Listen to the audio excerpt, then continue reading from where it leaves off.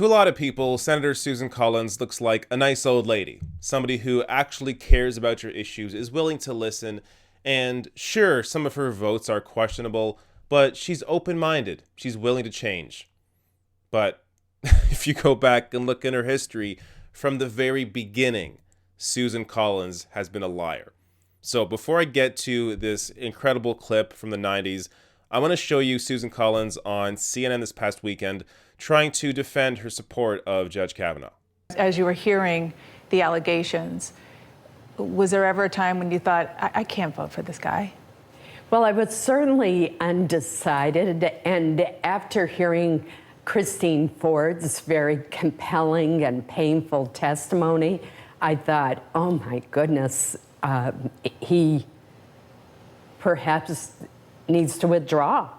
But then when he came back with such a forceful denial and the anger and anguish that he showed, and then the lack of corroboration, led me back to the fundamental issues that are fundamental to our legal system, a presumption of innocence and fairness. And you talked about that in your Senate floor speech. It was 44 minutes long. It was incredibly detailed, very well thought out, not something that was written on the fly after a last-minute decision. And I'm sure you've seen, just as I have, some of your critics are saying that that's proof that you were putting up an appearance of being undecided to placate Democrats and independents that make up the majority in your state of Maine. Well, nothing could be further from the truth. How much longer can Susan Collins hide behind the nice old lady thing? She is clearly lying. Susan Collins had a prepared 45-minute speech to discuss her yes vote on Kavanaugh. And she made this whole deal out of it. Oh, I'm going to talk about this at 3 o'clock p.m. Eastern. Tune in and see what my decision is. She made this all about her, a 45-minute speech. You don't write a 45-minute speech last minute. Collins knew the entire time that she was going to be a yes on Kavanaugh. And at no point during that discussion on CNN did she talk about how Brett Kavanaugh made multiple proven lies during his hearing, how those smaller lies could likely lead to his Kavanaugh's willingness to lie about other larger things like sexual assault. She didn't talk about any of that.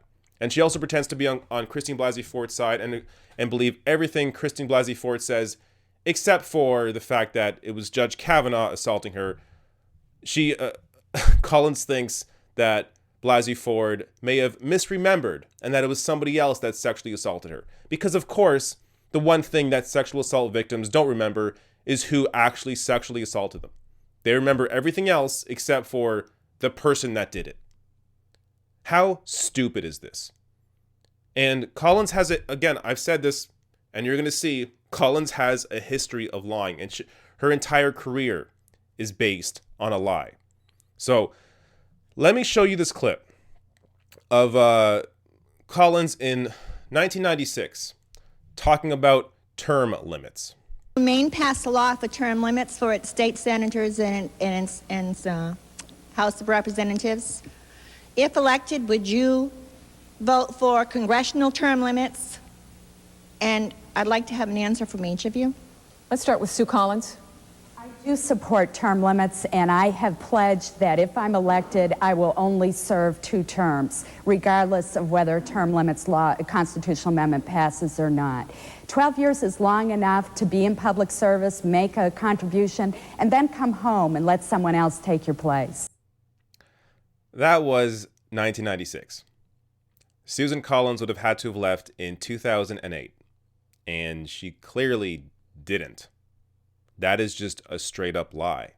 Her entire career is based on a lie. She lies over and over and over and over again. This is a recent example from the past year. Susan Collins is lying to her constituents so she can vote for massive tax cuts for the rich.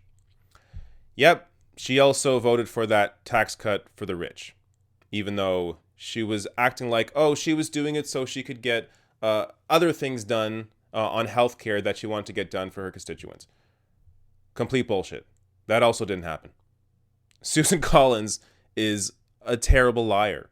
and she hides behind this old lady facade to try and get support. It's disgusting.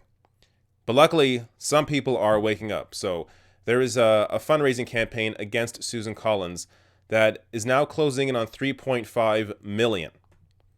And that fundraising campaign doesn't yet have a candidate. So whoever decides to run against Susan Collins will immediately have $3.5 million to work with. Now, look, I'm not usually in favor of big money donations, but this is a donation that was raised by a fundraising campaign. So small dollar donations made up that $3.5 million. Anybody at this point is better than bullshit artist Susan Collins.